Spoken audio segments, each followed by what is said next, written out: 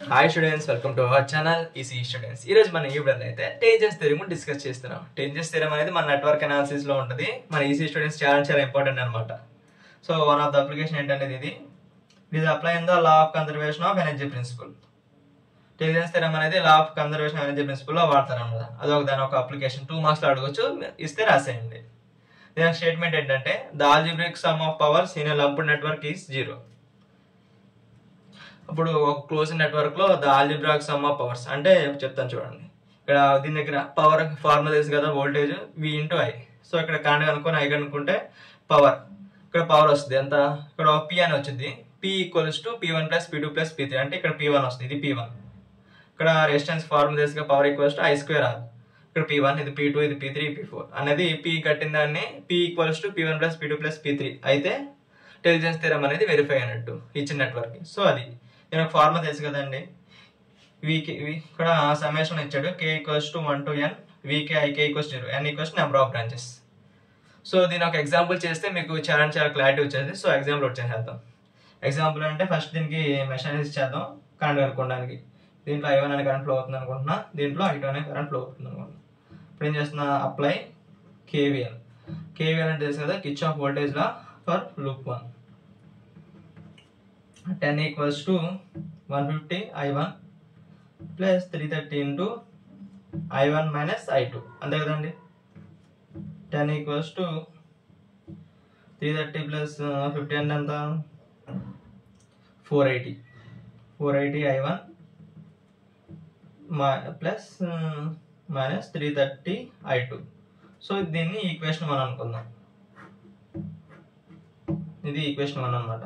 So మళ్ళీ apply KVL Kirchhoff voltage law for loop 2. ఇప్పుడు ఎంత అవుతుంది, ఇక్కడ 330 into I2 minus I1 with respect I2 చేస్తున్నాం, 220 into I2, 470 into I2 equals to 0. With respect to with ఇక్కడ 330 అనేది common గా ఉంది లూప్ 1 కి loop 2. So with respect to I1 తీసుకుంటే 330 ఇంటూ I1 మైనస్ I2 వస్తుంది ఫస్ట్ దాంట్లో. విత్ రెస్పెక్ట్ టు I2 తీసుకుంటే 330 ఇంటూ I2 మైనస్ I1 వస్తుంది.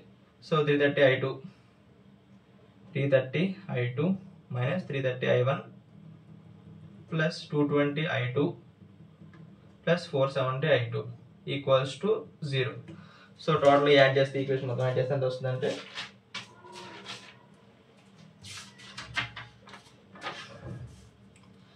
చూడండి, 102 I2 minus 33 I1 equals to 0 ఎంత వస్తుంది. సో ఈ రెండింటిని, సో దీన్ని ఈక్వేషన్ 2 అనుకుంటున్నా. సాల్వ్ 1 and 2 మీరు క్యాలిక్యులేటర్ సాల్వ్ చేసేయండి.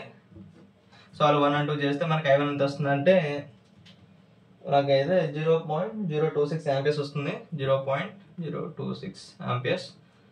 I2 equals to 0.0086. సో దీన్ని I1 ఇలా రాసుకోవచ్చు, 26 మిల్లీ యాంప్స్ రాసుకోవచ్చు. I2ని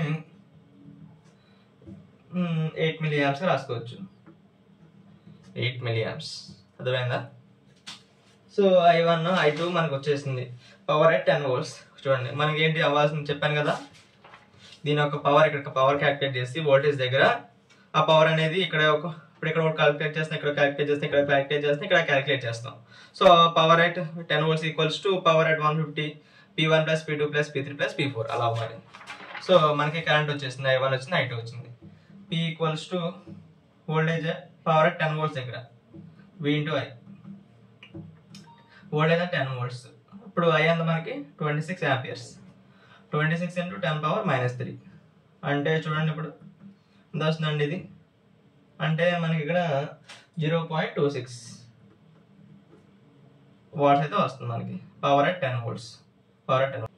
దాంట్లో ఫ్లో కదా I1 కదా, I1 square R. So R1 అనుకుంటున్నా దాన్ని. సో I1 స్క్వేర్ అంటే ఎంత అంట, మన ఫార్ములా తెలుసు కదా, ఇక్కడ ఏంటి I2 కరెంట్ ఫ్లో అవుతుంది, I1 కరెంట్ ఫ్లో అవుతుంది. I1 minus I2 whole square into R2. I1 minus I2 అంటే ఎంతండి, 0.0 అంటే ఇక్కడ రాసేస్తున్నాను 18 into 10 power minus 3 whole square into 330 so మనకి పీడీ ఎంత వస్తుందంటే 0.108 వాట్స్ వస్తుంది మనకి, 8 వాట్స్. P2 వచ్చేసింది మనకి, P3. ఇప్పుడు P3 రాద్దామా? P3 అంటే ఏముంది, పవర్ ఎట్ ఇంకో రెసిస్టెన్స్ దగ్గర 220 ohms. సో ఇక్కడ P3 P4 రెండు సిరీస్లో ఉన్నాయి కాబట్టి సో ఈ రెండింటిని యాడ్ చేసేసి డైరెక్ట్గా చేసేద్దామా? ఇప్పుడు యాడ్ చేస్తే అంత 590 వస్తుంది, సారీ 690 వస్తుంది. 490 + 200 690 రెండు సిరీస్లో ఉన్నాయి కదా, డైరెక్ట్గా చేసేయచ్చు. So P3 = 690 ohms. ఇప్పుడు ఎంత అవుతుందండి ఇక్కడ I2, అంటే దీంట్లో ఫ్లో అయ్యే కరెంట్ I2² × R. ఇక్కడ దీన్ని R3 అనుకుందామండి, పవర్ ఎట్ కదా, R1 R2 R3. ఇక్కడ I2² అంటే ఎంత అండి 0.086, so 0.0086 0.0086 whole square into 690. So ఇక్కడ మనం చేసుకుంటే వెళ్తే ఎంత వస్తుంది అంటే 0.046 వాట్స్ P3.